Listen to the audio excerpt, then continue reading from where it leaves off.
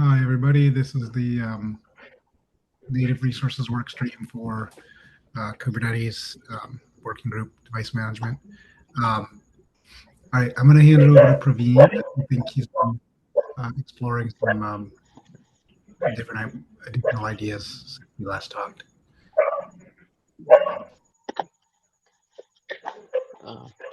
Let me.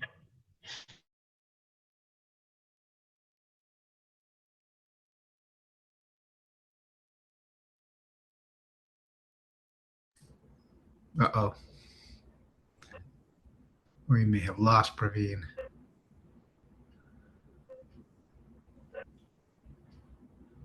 A second Praveen emerges.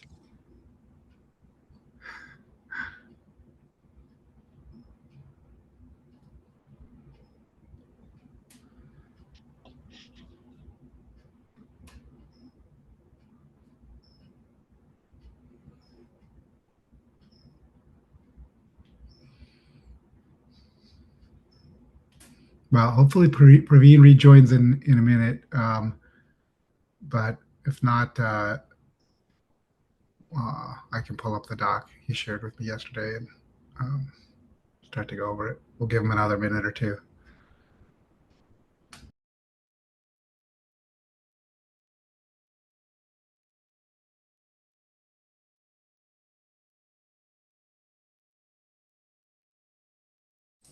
Okay, he's back. You are on mute, though. There we go. I lost internet access. Uh, can I get access to share my screen? Yes, 1 second.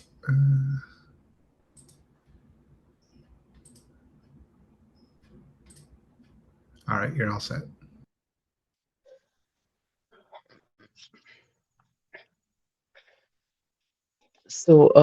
Yeah, I think like last time we were discussing about like the API on the DRA side. I wanted to kind of continue discussing about that, but one feedback that I got last time was to start off with the use cases and then like work backwards to arrive at the API. So I have put up this doc with help from like Sasha, Francesco, Christian, and this doc includes like a bunch of use cases that we are thinking about. So I also shared a link to the doc on the chat. Uh, so in this doc, I have kind of categorized the use cases into different buckets. Uh, in here, like the first, like the fundamental use case being like native resources like CPU and memory, then themselves like uh, being like the device on the DRA driver and using claims to request them.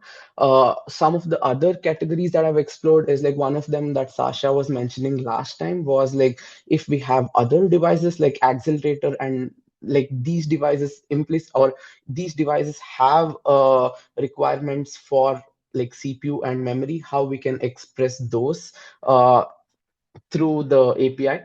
So yeah, like I've explored a bunch of these. I can get started on like the first bucket. So with CPU and memory themselves being devices on like or basically expressed through resource slice, we have a bunch of use cases. One of the primary use case being like for HPC and latency sensitive applications, like we would want CPU memory and like sorry CPU and memory pinning, which is primarily what we currently have with the DRA CPU DRA driver and also like the memory DRA driver that like Francesco is working on. So with this, basically we would have like request on the container side. We would have claims, and the primary mode in which we would use it is like whatever is used in the claim would override what is uh, what is present in the pod spec or like the container spec. So for the accounting purpose, like primarily we would be using like resource claims, but for QoS calculation on the kubelet, we would still continue using like the standard request because like I think a couple of weeks back we kind of made a decision that, like, at least for the alpha of this skip, we don't want to change like how QoS is managed. Uh, so more like use cases are like along the same lines. Is like uh, for telco use cases, we would want like basically uh, the request that we make through the claim to add on to whatever request we made through the standard like pod spec. So in this use case, we would have like the combination policy which we want to specify through the DRA API, and on the cube scheduler, like basically we would sum up the request made through both of these mechanisms and do the accounting on the node side. And while doing this, we also want to take care of like how we manage claims themselves like being shared, and the different modes in which they can be shared is like we could have claims that can be shared like within the containers of the same pod, and also between containers of different pods. So basically in both these shared like use cases, we would want the cube scheduler to do some kind of Praveen, you're breaking up a bit. Maybe turn off your video. duplication like and again like in here we would yeah hopefully it's better. So Yeah, I'm with you, John. Still not coming through. yeah, basically Sorry, Praveen. We're hearing can less you hear me? less than we're not hearing. Can you go back a little bit? Let me state some things, and then you can tell me whether I'm off base or not, because it's really hard to understand what you're saying right now. On the, it looks like you have, oh, you can't see my cursor, exclusive and shared in the same container, exclusive and shared in different containers. So it sounds like the idea you're suggesting here is that in the case of CPU specified through the resource claim would be considered exclusive, and that CPU through the container spec would be taken out of the shared pool that could be shared. And this is the one that seems a little, I guess that's fine. You use a claim and it uses a spec. This one you can't see what I'm highlighting. I'm sorry. So, well, first of all, is the first statement correct? What you're suggesting, that we use the container spec area to represent shared pool. We use resource claims to represent exclusive CPU. Is that what you're suggesting? John, yes, it's correct use case, and that actually matches to your example of like, give me GPU or CPU. So the CPU, where the actual computation will be happening, will be exclusive ones, and what is part of a pod spec is like the common like ground, like the normal overhead of application. Yeah, like a manager process type of thing. Yeah. Okay. So yeah, I'm back. Sorry, I'm having like spotty internet today. So I missed the part, like the last part. But yeah, like basically, in these use cases, like the shared plus exclusive use cases, the container spec would represent like the shared usage. And like the whatever is there in the claim specifically for the CPU at least would be like the CPUs, like the exclusive CPUs that would be pinned to the containers which are using the claim. And Can you pause for one yeah. second to ask a question? So in the first one, resource claim exclusive, your first row, you're saying it only uses what's in the claim. Yes. The second one, it's exactly the same. You're just using a trick to deal with the hyperthreading. So Yeah. those say override. So one of the things, Praveen and I, we talked a little bit about this yesterday. I'm kind of curious to see how far we can get without any combination policy, because it adds a ton of complexity to allow the user to mess with that. And could we have it where if you don't specify any, the combination policy is always add, but you can, but we can update the scheduler. Today, the scheduler, when you specify nothing in the container spec, it still has some, like, what, iota or whatever of CPU that it assumes for scheduling. And maybe we can map that to 0 when they're also using a claim or something like that. Like, would that actually solve most of these use cases without having to actually make a toggleable combination policy, which it's not always clear what it does in all the cases. So, I think, like, yeah, some in of my the use opinion, cases, no. yes. okay. Okay, go ahead, Sasha.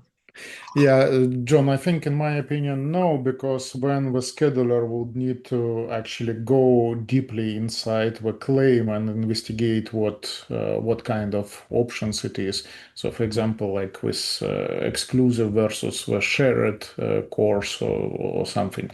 So that might be like the driver implementation specific options, which do we really want to have it in inside the scheduler, those details? Yeah, no, I know what you're saying.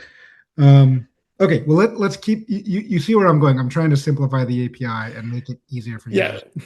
But I know, but what we're trying to come up here is like the bare minimum, I would say, based on use cases.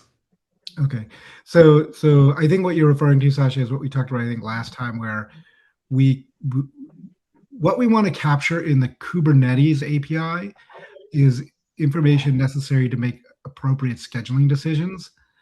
The details of how cores, once they're given to a pod, are managed, is left to the driver, and that could be in the driver's config options. So I guess that's maybe more my point, is like, can we make sure we're only focusing on what's important for accounting, and separate that from distribution to, anyway, continue, Praveen. I think I just wanted to put that in people's heads. Short comment, John. Yes, the whole idea of this particular table and specifying the combination, or well, accounting policy, to call it better, it's exactly about like how the scheduler should calculate how much the claim accumulates. So from node capacity and from like pod size. Okay, I actually like that word better. Let's call it accounting policy or something like that. Okay. Anyway, go on, Praveen. Sorry. Yeah, that makes sense. So, about like the combination policy itself, like one additional use case that Sasha mentioned, like as a comment on the row here, is pretty interesting use case, like where we could have something like a claim which requests like a specific number of CPUs, and we could have like multiple pods or containers which can consume out of this claim. So basically this is different from like add and override. This is much more complicated, but theoretically, like if we could have an API to specify the combination policy, we could open up some of the use cases like this. Like in this example, like we have two pods, all of them have standard request, but the standard request is consuming out of the resource claim. I mean, Yeah. the implementation on the DRA driver side, it's still like very unclear, but from the API, if we have something to specify the policy, at least, like we can have much more advanced use cases.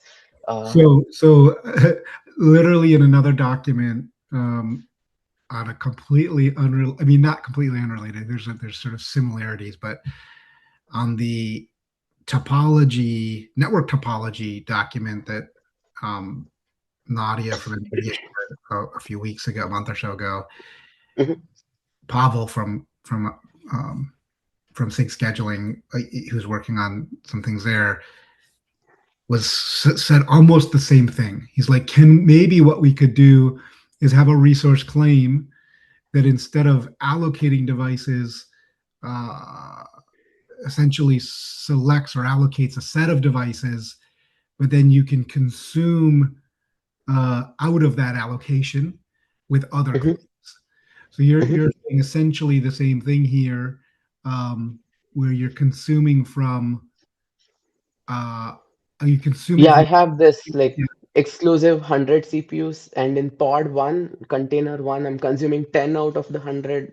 Container 2, I'm consuming 20 out of the 100. So basically, it's reservation concept. Yeah, it's kind of similar to node info, but all of the allocated and remaining is like accounted on the claim also. So Right. yeah, like this, maybe this is something we need not target for alpha, but having an API, we could enable such things. Okay. Yeah, I think the first one is basically having CPU or memory represented as the DRA driver. The second use case is interesting. So what the intent here is, like, if we have, say, like a GPU, and every time we request a GPU device, we know that like we also need some amount of CPU or memory or like huge pages to go along with it.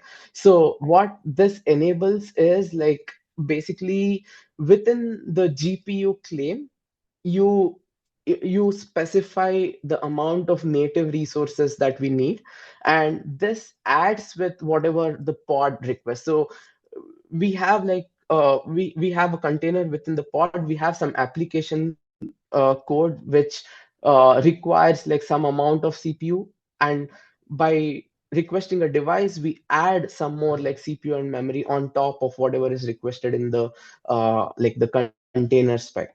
So that is like the accelerator use case. And here again, some of the sub use cases are like basically, if we have accelerator claims shared between containers in the same pod or containers of different pods, how we want to consume like the native resources that comes along with the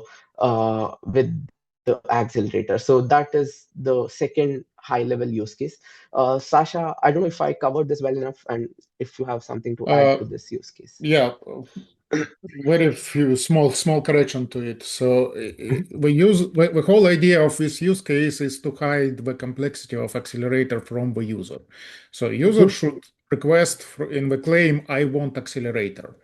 And with overhead, it's a problem of the vendor DRA driver offer to specify what, like every time when the user requesting the device, this is the amount of additional native resources needs to be added to the pod.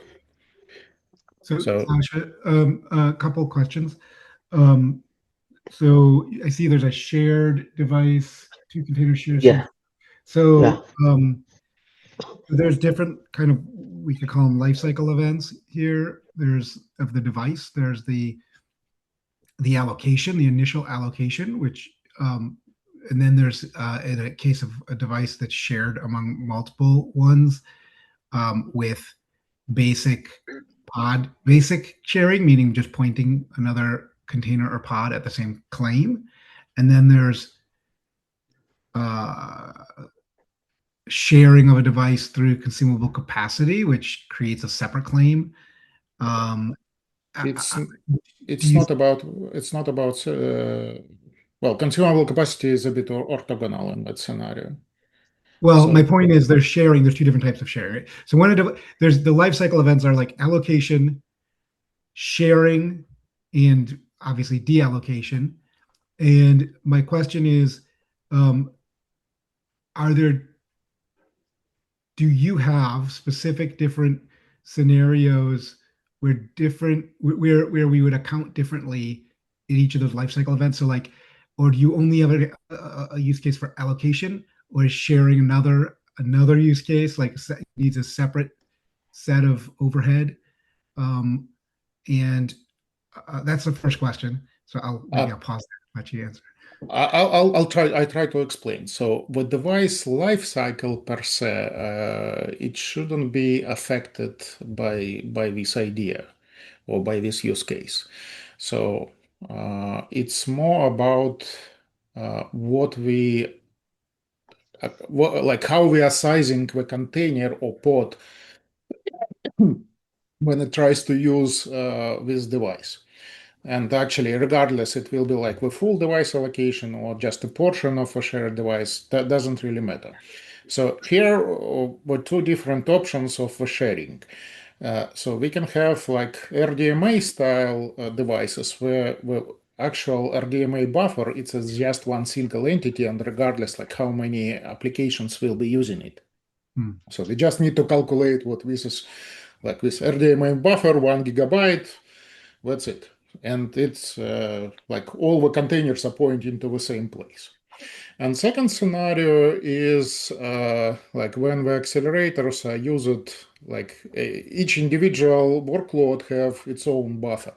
So for example, like compression or encryption accelerators, they pre-allocate, let's say 1 gigabyte of memory every time, every application which is using that accelerator. So the accelerator by itself, it's still one. The queue or set of queues inside of it, it's still one. It's just like, well, every time the user it starts, we need to calculate what 1 gigabyte will be lost to communicate. So that maps to my two things. Like one was, the first one is just an allocation time. When you allocate the RDMA device, you set aside a buffer for it. The second one is each time you share that device with an application, you need to allocate a separate buffer. And Yes. so that's what I meant by they're not really life cycle of the device, but they're kind of clean life cycle type of things, right? They're events within anyway, it doesn't matter what we call it, but you get the point. So both of those use cases are valid, is what you're saying. Yes. And one clarification. So the key part with scenario one, like with RDMA and the shared buffer. So practically, like regardless how many consumers we have, it's only once subtracted from the node capacity. Right. And then the other question I had was, maybe it's not relevant because it's not an accounting issue, but let me just ask it anyway. Are these buffers, and I guess it depends probably on which case you're talking about, like, are they going to be consumed by the workloads themselves, or are they going to be in some driver like or other process that's running in the host space or something, rather than consumed and added to the information about a particular? It's usually hidden by the libraries which supported by accelerators. So users usually don't have exact view on it. But the whole idea of overall this use case of hiding the complexity from the user is what we've seen, and that was especially with huge pages, is what like the user application is suddenly fails. Because it thinks there's more huge pages and it can't allocate them or something. Yes. And when we start to debug and when we see like, hey, you inside podspec, you forgot to put the huge pages. So that way I'm saying like what the DRA driver for this accelerator knows what, like every time the user is asking for device, this is amount of resources which needs to be added. Okay. Yeah. I mean, I love the idea of hiding complexity from the user. So you're putting it on us. Well, amount of DRA drivers in the world will be like, well, dozens or hundreds, but amount of users are millions. So exactly. Okay, please continue. Yeah, so the third category of use cases that I've listed here is like basically resource fungibility. So where we can have like a prioritized list of devices, like the claim that I've used, the claim that I've used here. So we could have like one GPU or 30 CPUs, or we could have like 10 performance cores or like 30 efficiency cores and things like that. So in this case, again, we would want something like an override policy where if a GPU is selected, we may not want to, or we may want to like include whatever is there in the container spec. But if a CPU or a memory driver is like selected for this claim, we would want to override the standard request and like allocate whatever is there in the claim. So yeah, this is like the third high level use case. The fourth one is like, I think Pause a Sasha second. added Sorry, this. Praveen. So in that fungibility use case, the way you described it is that the combination policy or accounting policy is pushed down to the request level because it's different for the GPU request than for the CPU request. You're saying for the GPU. Yeah, I think No, the combination policy would still be in the like the device or device class API, whatever we decide, wherever we decide to add it. But in case like CPU is selected and the CPU device has a combination policy of like override, this would override whatever is described in the standard request. I see. Okay, the user doesn't have to. Well, So I in this think case, the user. Okay. I think like functionally, this should be kind of similar to like the first bucket where like the CPU or memory itself is a device. But just that like being a prioritized list, we like it may or may not be selected depending on the availability. Well, So in my opinion, I haven't seen what use case describe it before that meeting, so sorry about that. But I think it should be possible to solve it with listed above. okay. So yeah, like these are all the use cases. Like we can get back to discussing like the KEP following up from the last time, if that's okay, or if there is anything more to add to the use cases, we can talk about that.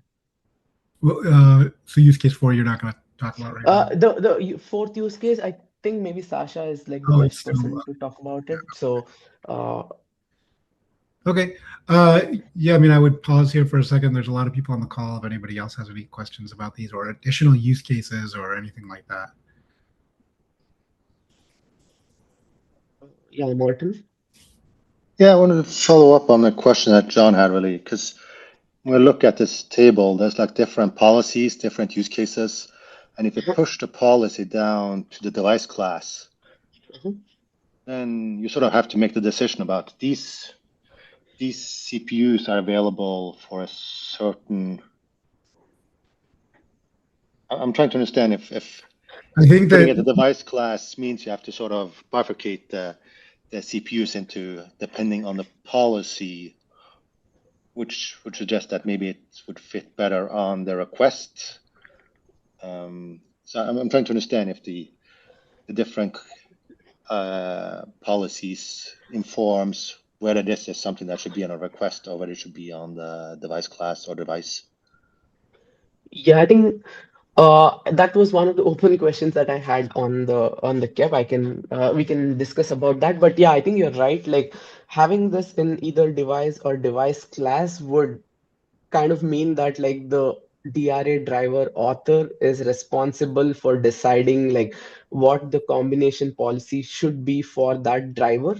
And after that, it may not be very flexible to change from like override to add based on like different use cases. I think yeah, that's right. I haven't thought too much about like if we should push it down to like the resource claim. Yeah, like we can discuss more on that. Yeah, I think we need to think about it because on the one hand, I'm like we have 3 different actors that might have an opinion on how this is done, right? There's the user, there's the administrator, and there's the vendor. So 3 different APIs: the claim, the device class, and the device or resource slice. So the question is, which one is going to be most common? Which one do we need all? Do we need one or three or two of those APIs? And if we have more than one, how do they combine? And lastly, well, I think Sasha's point, how do we hide complexity?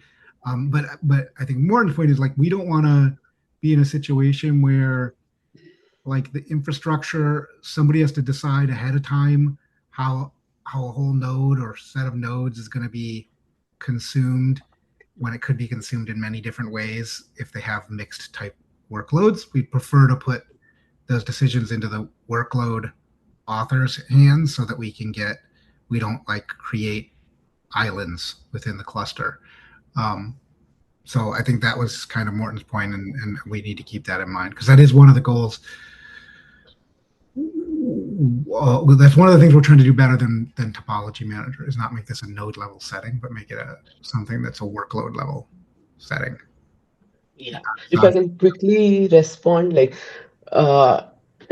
pushing it down to the user may be difficult specifically for this use case where it's kind of implicit, like basically like accelerator It could be more than one way, right? It could be like there's that and there's one on this claim, or there's one in all three places, right? Like we have to figure out what that means and how they would combine and what order we'd implement them in and all of that. But okay, makes sense. Sasha? Yeah, I want to respond to it because I added exactly about this comment in the doc. So my overall thinking is what like specifying something on the class definition, it should be really minimalistic. So most of the time, like well, especially about the use cases, what we are talking here. So this accounting policies will be dictated by the use case and by the driver implementation, how it's going to be used, and taking into account what we are building on top of existing features like partitionable devices or consumable capacity. I think this accounting specification should be part what is maintained mainly by the DRA driver offer. So when we are exposing device and when we exposing what this is the native resources, what this device represents or requires, then it should be along the same side specifying the accounting policies, how it's going to be used, how it's going to be calculated. I see some variants when the user might want to have a specified accounting policy inside the request, but again, that can be workarounded by announcing the devices differently with different attribute. So for example, like, well, let's say like exclusive course might be just another attribute. So the user can say, I want exclusive core, and that will be accounted as override, or something like I want mixed allocation, and that will be again like different add policy and so on. So I would start with putting the burden on the DRA offer, so like the device part, and specifying accounting policies there. And if we will find the use case where the user cannot do something using partitionable devices, or if the I think that cluster admin wants is less about a user and many users, right? So if we have shared infrastructure in a multi-tenant cluster, then if we put too much into the node level or driver level, then you end up coupling those nodes and their configuration with specific workloads and use cases, which in AI ML and things like that doesn't matter that much because they tend to use many nodes, and you want to do that. But in kind of more dynamic multi-tenant clusters, you'll end up with lower utilization, or you have to classify specific nodes, and they're of course have to be fenced off for specific workloads. So that's kind of the goal of trying to shift it from the node or driver configuration level, which is only manageable by the vendor and or maybe with difficulty the cluster administrator, closer to the workload. So device class lets the cluster administrator say, well, okay, this driver supports this and this, and I'm gonna allow different ways to access it and account for it. Like we like in the device class right now, you could attach, for example, config. So you could actually attach config to a device class, which then it kind of creates a palette of choices for the user out of those device classes with some input from the cluster administrator. Or you can shift it all the way to the user where they have more control. But they, it's the same thing you said earlier, right? Like drivers, vendors, there's very, very few. Administrator, there's a lot. And users, there's tons of users. And so the level of simplicity should go, we have to be careful not to put too much complexity on that. So that's the balance we're trying to strike. Yeah, and that's what I'm trying. Maybe I failed to describe, but that's exactly what I was trying to describe. Is what, as a vendor who represents the same set of shared resources as different ways. So, for example, the course can be each individual vCPU with groups of based on caches, based on socket, whatever other topological zone it is. So we as a vendor, we know what, if the user requests something like exclusive course grouped by the cache, usually it means what it's going to be consumed as a override counting policy. So we will provide that information, and when system administrator can declare a class which will be matching with attribute for partitionable device. Okay, well, let's maybe go into the cap. We can continue to explore it. I'm not entirely clear, but well, as I said, I would start with devices and declare it close to device definition, and let's see where we can is it enough or not enough? Right, we can do it step by step. So we'll see. Okay. Okay, so yeah, coming back to the API, I think for the most part it remains same as what we discussed last time.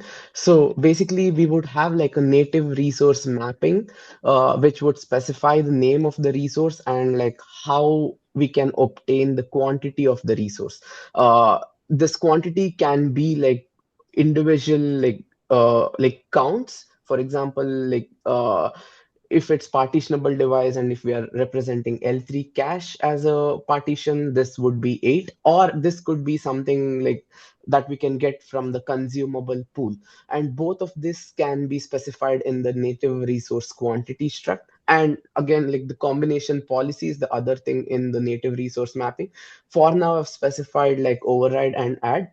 Potentially, there could be more or less.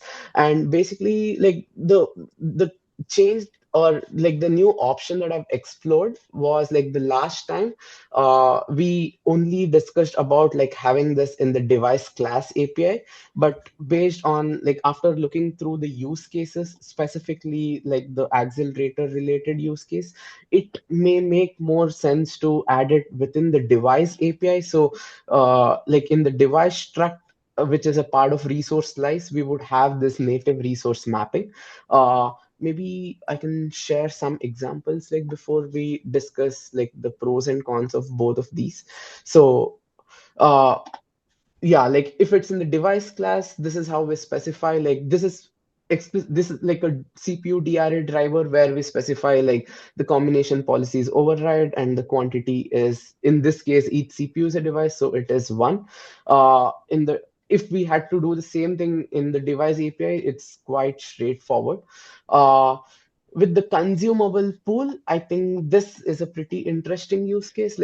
Basically, in this case, I've considered a consumable pool, like where each socket is a device, and we are exposing like each CPU core, I mean CPU cores as a consumable capacity, and we have the native resource mapping within this, where we say like resources CPU combination is add, and we say that like this is consumed from this capacity, which is CPU cores.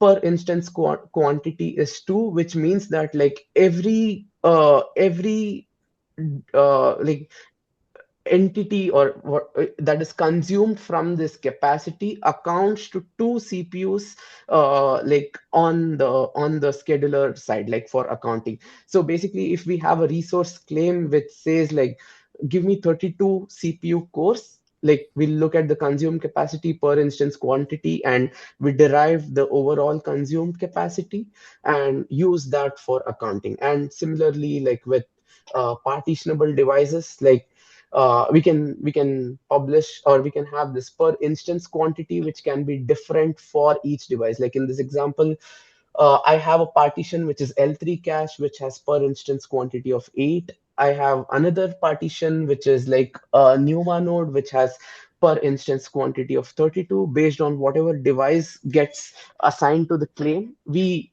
can figure out like how much of the like the quantity, or how many CPUs are consumed for accounting. For the native, for the accelerators use case, this is how we specify, like basically in the resource slice for accelerator, we have like the native resource mapping, which says like every time, or every time this device is allocated to the claim, consume 2 CPUs and 8 GB of memory. One key differentiation between the earlier use case and the accelerator use case is like this native resource mapping is purely for like accounting purpose. So there need not be like a DRA driver which would kind of assign any CPU cores or assign memory or anything. It is kind of optional on the DRA driver side, but this is predominantly for like the accounting on the scheduler to not overcommit the node. So Um, yeah, these are the Small use correction. cases. Mhm. Small correction, Praveen. So this added thing, it increases the size of the pod on the node. So the kubelet, when it calculates the memory limits, it needs to add those limits when it sends the start the container request to CRI. Okay. So I think it's a bit of kubelet work which needs to be done here. I think that is true even for like CPU use cases, right? Like basically, Yes, if we have, absolutely. Yes. yeah. So I think if I remember correctly, like for the alpha of this kept, like uh, we like there is a lot of things that needs to be done in the kubelet for like setting limits and shares correctly. We may want to push that to beta if that's okay, and focus primarily on the alpha thing, if that makes sense. I mean, primarily on the API We for can't do it alpha. in If that beta, but we could do it. Yeah, we would have to do it in a second alpha. I mean, it's likely we're gonna have a second Okay. alpha for this. Yeah. Actually, I'm thinking like the whole this cap or the whole this work, it's all about the problems of accounting. So those will be fundamental things what we need to implement at kubelet. We cannot postpone Yeah. it. Yeah, I think like accounting or setting limits is one. There is QoS that would also be impacted on the kubelet side. So there is a bunch of things that like in this doc we've discussed in like to some detail in like not on the KEP, but like some like discussions on this doc. But yeah, that's a good point. Like there's a lot of things that needs to be done on the kubelet side as well. So primarily, like I was hoping like out of this meeting, if we can pick a direction, like in terms of where we see this native resource mapping, like if device class is a better option, or like the device API is a better option, like it would help draft the KEP. So I added a couple of like open questions. Like one is which option do we choose, and the other question that I had was like specifically in this use case with accelerators, if we have like multiple devices, each of them with their own combination policy, basically we have like a GPU with combination policy add and something else with override, like how do we manage like different combination policies among different devices that is requesting for native resources? So yeah, like those were the couple of main questions that I had. So Praveen, just for this accelerator scenario, as I described it, we have different scenarios like with RDMA or per instance. So we might just need to have like not only add, but add per allocation, add per user. Mhm. So when it can calculate all the combinations. What about though? I think the trickier question is override. What does override mean if multiple devices requested by the same container contain override accounting policies? They could conflict. They can, yes. And I don't have a good answer for that.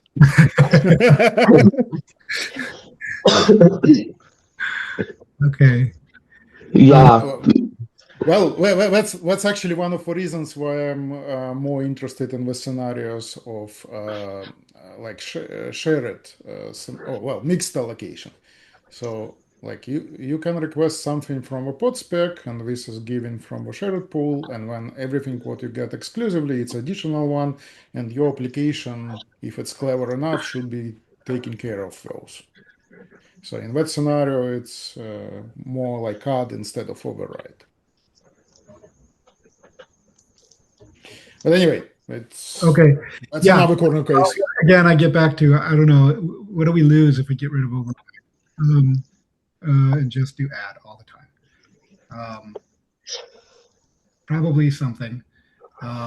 Yeah, I think like if we just start off with at least like only add policy, we would push the responsibility on the user. Like specifically with CPU or memory DRA driver, user is responsible for making sure they don't configure both the pod spec and the resource claim. Like But if Praveen, they do that. Mhm. we anyway, like the pod spec, we still need to set the QoS class. So at least something Yeah, will be that is true. Yeah. specified. Yeah, that's true. Yeah. So yeah, I don't have a good answer then. Yeah. Okay, well, my thinking is we start with it in the device because Mhm. it's more hidden from the user, and I think that Mhm. I agree that often it will be like the device driver vendor will know exactly what needs to be done there, and it covers the CPU Mhm. driver case in particular. Mhm. So, and then we can continue to debate whether we need to add a second or third API with a different uh, actor or a different user. Mhm. What do folks think? Does anybody disagree, or should we start with the cap there? John, actually, not a good answer, but maybe just an idea. So with class definition, we can have a description what like if multiple devices allocated from this class and they have override, when we can specify the policy what to do with them. Like select one error or well, add them Yeah, but the point together. is they're different classes, right? So I have a a GPU Yeah. and Okay. a Fuberber and like Yeah. Doesn't work. Okay. exactly. Yeah. Yeah. Override is It's tricky. yeah. So I'm still going to push on that more of like, can we get away with no override for now, right? Even and just interpret, and maybe we. Okay, well let's Well, we still have 7 minutes. Yeah. So like, can we get away with no override and just do add? And if we see, yeah. John, one thing which I think it was one of the comments in early versions of the document what I added. I was saying not override, but saying max as a policy. So in that scenario where pod spec can have like something really small, like 0.5 CPU, 1 megabyte of memory, and when whatever comes from the claim will have a higher values, and when it will be calculated as an actual. Well, that solves the combination problem too, because you can override, you can max on 5 different things, and it's still a max. You can't override on 5 different things. Yes. So when if you have allocation from multiple devices and each of them declares as a accounting max, when you just sum it up. No, you just take the max, right? If it's max, you take the maxes, and then you add on any adds. Well, it's max within the device. But if you are consuming, let's say, like GPU, and it declares what, like, well, maximum memory something, and when you get the exclusive CPUs, and it's also max something. I don't know. Well, we need to practice. You will have to run through it because it's complicated. Yeah, we can't Yes. probably do it verbally here. Okay, awesome. Thank you, Praveen. And yeah, let's get. Mhm. Go ahead. So yeah, I think like if we so looks like we are like going ahead with the device API, and if that sounds all right, like I can translate this doc to like an actual KEP PR, and we can continue discussing on that. Like Yes. yeah, combination policy. I think I'll explore a bit more on like how Max or some other alternative would work. Okay. But yeah. And then also include in the alternatives, right, the device class API, and you can Okay. even note that it might not be an alternative; it might be a future addition, right? And Okay. and probably also an alternative of putting information into the resource claim. Maybe not all of this information, but some of the information into the claim too. So yeah, go ahead and just document those things, because I think we're gonna want that documented. Yeah. Okay. One key thing that I missed mentioning is like even with the device API, we would still need something on the device class to basically do the handoff between like node resources and dynamic resources plugin. So for that, like I in the device class, I currently have like a list of native resources, but Sasha commented on the doc that like we can just get away with having a bool which says like this device class also include native resources, then that should be enough to do the handoff. But yeah, we should still have something on the device class API as well. Yeah, this is something generally. I think there's a few I've got another issue open about like trying to like put more information for the scheduler into the device class. Okay, that sounds good.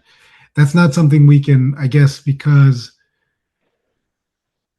we don't have a driver metadata information resource. Okay. Like if we were modeling this,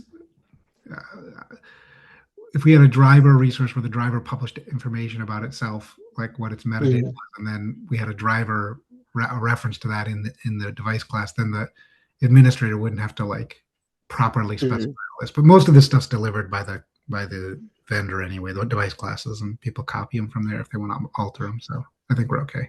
Yeah, if we dynamically can deduct that, it's also fine. But in general, like if a driver announces anything as a native resource in any of a device, when it just like whatever claim is using that class should be handed over to another scheduler plugin.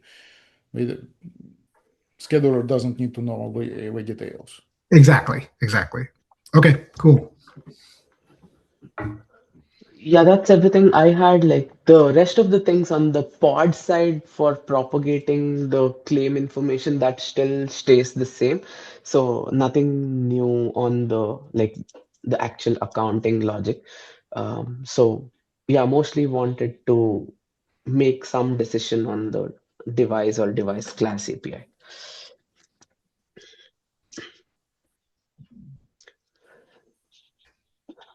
All right. Well, thank you, everybody. And if there's no more questions, we'll let it go. And I guess the next, the next schedule for this is between Christmas and New Year's. And as far as I know, I'm here, but I haven't decided yet if I'm taking it off or not. But we may have light attendance, so we'll see.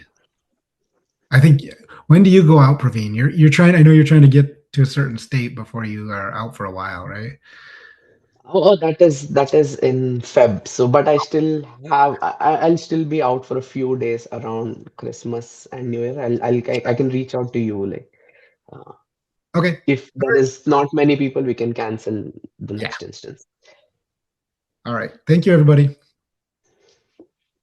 Thank you so much.